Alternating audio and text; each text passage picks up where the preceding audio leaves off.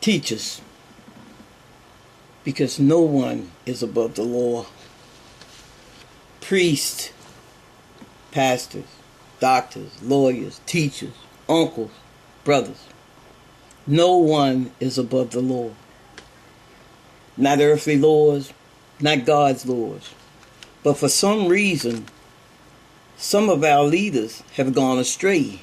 They act as if we are theirs to deal with like prey. Many years ago, I went through the same thing.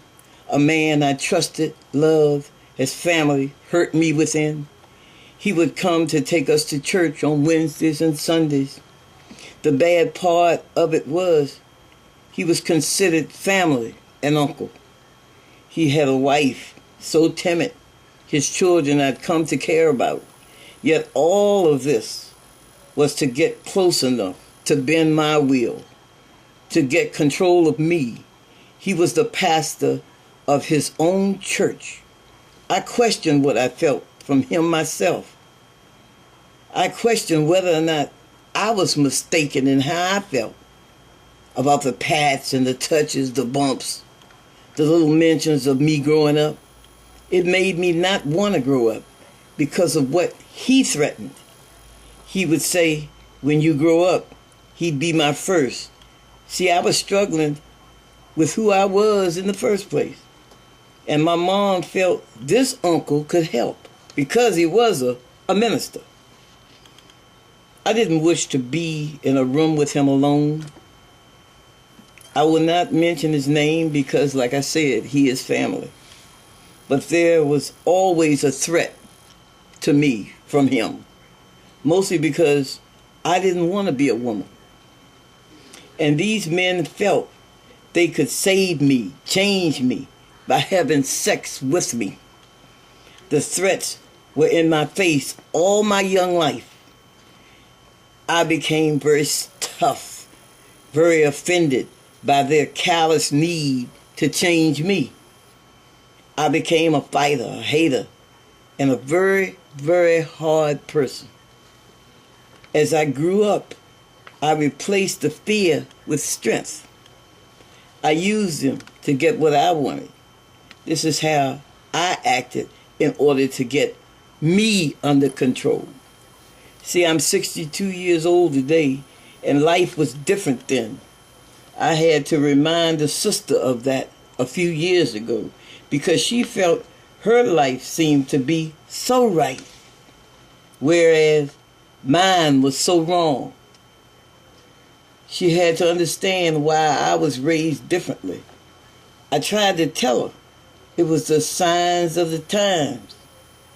Today, it's as if sexual abuse has raised its ugly head again, and it's hurting the men and women of today. See, I didn't tell on my abuser. Most are gone today, dead or so old they wouldn't remember in the first place. I don't think so anyway. It's as if today we're going through my yesterdays and are hurting so many women and men.